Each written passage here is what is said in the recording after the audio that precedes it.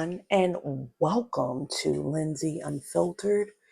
Here is where we get into topics about things that other people might feel uncomfortable talking about, which means we'll talk about cults, scandals, and everything in between. We might talk about some celebrity news, more on the scandalous side, more on the edgy side of things, and we're gonna put a splash of humor into it because that's who I am as a person. And of course, on my debut video, my dog would want to he's buffing up a storm in there. I have no clue what type of drama is going on, but this one, the first video, hits close to home to me because it's about the Quiet on the Set documentary series, Nickelodeon, that came to us by way of ID, and HBO Max has it. That's where I got it from. That's where I watched it from. The name of the documentary is called Quiet on Set, The Dark Side of Kids TV. This will be a deep dive. We will break every episode down one by one by one. So this will be season 1 episode. And the objective of this series basically will be to take a deep dive into, the untold toxicity that child actors had to face. And some of our favorite shows, the 90s shows, as captured by ID. For me, it was probably Drake and Josh. Like, Drake and Josh was a big show for me as a kid. 28 now. So that show was big for me. When iCarly came around, that was probably for like the kids that were about 5 years younger than us, because that started to phase in, and I was like in my teen era. I was like, Nick isn't for me anymore. But like all that, Drake and Josh, the Amanda Show, I was loving that shit. I was eating that shit up with a spoon, no spoon, just loving it, because I think it tickled a part of kids' brains that nothing else could tickle. Nick knew how to tickle it. Those Double Dare 2000s videos, the slime, just the raw, just the childness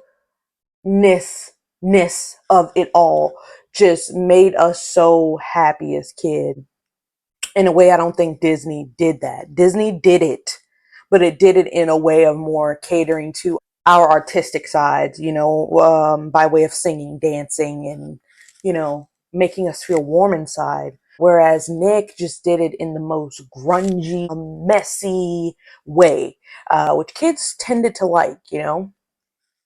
My initial thoughts before watching the documentary were I would learn some things that have been shielded in the industry for a long time to keep the sanctity of these viral shows intact. I will include some clips, some good clips from the documentary. So for season 1, episode 1, which is this video will be about, cable was a big deal. And I had notes. I had to write notes because it has a lot of characters in it, a lot of people describing it from their points of view, prior actors, prior actresses, specialists of sorts. A lot of people had hit this from a lot of different angles, right? So cable was a big deal in the 90s and the 2000s. There was no big boom of technology and streaming services. So the choice of entertainments for kids was Disney or Nick, as we know, right? So, adults had everything. They had everything to watch. Kids had Disney or Nick. I think it was like 31 and 32 or something like that. Cartoon Network wasn't even really that girl. It really wasn't. It was Disney and Nick. And they were like right next to each other on the channel. So if we want to go back to what stuck out for me the most for Nickelodeon would be the trademark green slime that they had as a part of their shows. Dan Schneider, I do remember that name popping on my screen a lot. He was a producer that played a very important role in casting and creating child stars in this era. And he even received a Lifetime Achievement Award for his work with Nickelodeon. There was a lot of content that came out, and, people loved it. I loved it. I was a kid. So, but some people started to look at it as this stuff might be a little strange dealing with children. It might be a little strange, but kids, we at that time, I can say we because I was a part of that generation that was consuming this content, we didn't see anything wrong with this stuff. Some of the adults didn't see anything wrong with this stuff, right? So they started to talk about in the first episode how Dan Schneider had a lot of content with feet in it. I don't know why they made a big deal about the feet thing. They made a big deal about the feet thing. They would play in paint with their feet, lick their toes, things like that. Kids like myself back in the day would probably think nothing of it. But coming back to it as an adult, it was cringeworthy to watch these scenes. I'm looking at the foot scene that they're showing in the documentary, and I'm like, I watched this as a kid, and I probably did. And I giggled and I laughed because I saw nothing, I was a kid. It was funny. I was a kid, but the adults in the room, as an adult, having matured and looking at that, I was like, I was immediately kind of grossed out. I was immediately kind of like, something in me was like, ooh, like what the hell is all of this? Like I was immediately like, what is going on? This has been me in a video.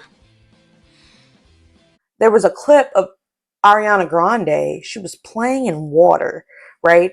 And it seemed inappropriate, but as a child, we wouldn't even have caught on to it. She was just playing in water, and the water was like spilling all over her shirt. Dan Schneider is an actor that grew up in drama and got his first writing job for All That, the sketch comedy show for kids, which was wildly successful.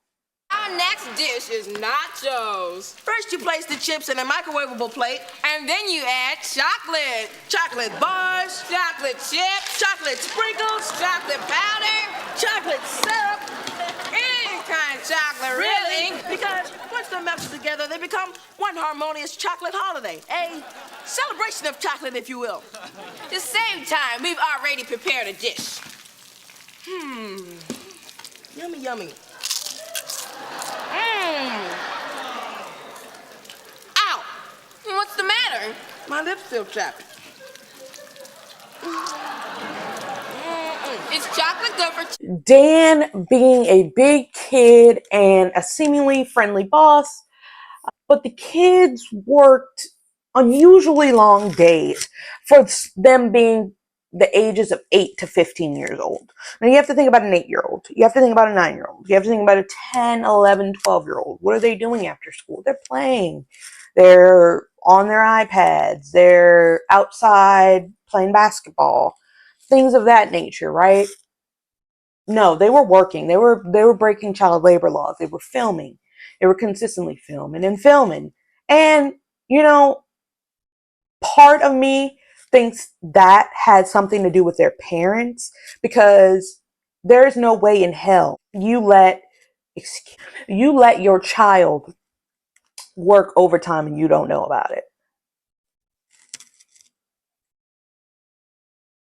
Clock that T. Clock that T. There is no way you let your child work overtime for 50,000 hours. I'm just kidding. That's not fact. That's opinion. And you don't know about it. How the hell did you not know? You knew. You just wanted your child to be seen. Okay? Some of the skits were pushing the boundaries as far as what was appropriate for a child, Especially all that. All that was crazy. Okay, all that was one of those shows where you never knew what was coming next. Like there was this bit, it was with Amanda and Drake. And they were like these Billies. And they would always be, hanging out. I think this was on the Amanda show, not All That. It may have been on the Amanda show. And they would be like, what you doing? Nothing. I'm about to hit you with a frying pan. And then she just comes out of nowhere and just knocks him in the face with a frying pan and his feet are flying in the air. And I'm just like, how on earth? The most random things these people thought. but it was like slapstick comedy. It was a very physical comedy. It was a very shocking type of comedy, but sometimes kids didn't need to go through that type of physicality if they weren't okay with it, right? Okay, so along comes 10-year-old Amanda Bynes, right? We were just talking about her. She was discovered by Schneider and a cast member. She was perfect for the sketch comedy show. Like I just talked about, she's very like Amanda Bynes was a very great child actress. She was very vocal. She was very physical, you know. And the kids were on set and they had to do school on set. They couldn't go to school. They were, you know, they had to work. Some of the other actors basically said Amanda was always missing. She was never there. She was spending a lot of time with Dan. I don't know what they were hinting at with that. I really don't. I was like, what do you mean she was never at school on set? All right. And they just like slid past that. Dan Schneider had a few female workers, writers on the set of all that. And he was very misogynistic to them. It was like, women aren't funny, you know, y'all aren't getting paid as much as these hilarious white men. Y'all aren't funny, you know, y'all can massage my back if you like to, because that's all you're about good for. Like very misogynistic, ranking the women's work lower than the males' work, just on the basis that they were women. That's not right. That is discrimination. That is wrong. Dan Schneider, no, no. I feel like if you knew that you felt that hatred towards women, let's call it what it is, hatred. You don't feel like they're equal to you, right? Then why would you hire them just to torture them? Let's keep it real. If you felt the way you felt, then why hire them to torture them, Dan?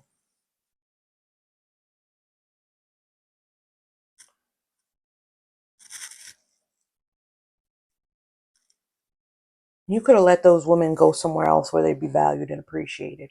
But I'm sure you used their work. I'm sure you used their skits. I'm sure you did that. And where did it get you? All right, so we're going to also talk about the character. There was a character on All That called Penelope Taint. That flew over my head as a kid. Apparently, they're talking about part of the body, a very inappropriate part of the body. I didn't know that's what that meant, and I was like like I loved Penelope Taint. I loved Penelope Taint. She was like this super cool spy girl, and Amanda Bynes played her. I love Penelope Taint. And then I found out what her name meant. I didn't know that until the documentary. That's what they were moving the hell along, right? You wanted Dan Schneider to like you. Otherwise, you got the short end of the stick. Dan and Amanda had a close relationship, and it seemed like nothing was going on to Minnie at first.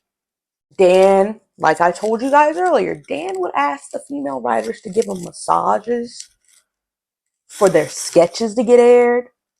Dan Schneider pushed his female workers out with his misogynistic comments. They have since filed lawsuits for harassment, gender discrimination, the whole nine. They were not playing. They quit and they sued and they settled. That's a damn shame. That is a damn shame. Now, guys, I don't know what you guys think about this. So it had me like, ooh, like a few things were revealed. Like I didn't know that all that shit was going on.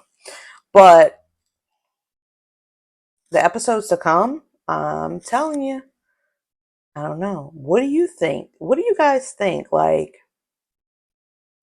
should women be valued more in Hollywood? I'm not talking about actresses. I'm talking about women behind the scenes, writers, PAs, People like that, creative directors, costume directors, makeup artists, should they be valued more? Are they getting harassed? Are you getting harassed? Guys, I need you to comment, like, and subscribe immediately. Share it to your friends. The quicker you do that, the quicker the next video comes out. Like, I'm trying to crank these out as quick as possible for you guys. I thank you guys. I'm about to work on the second episode right now. Lindsay Unfiltered with the T. Catch you guys later.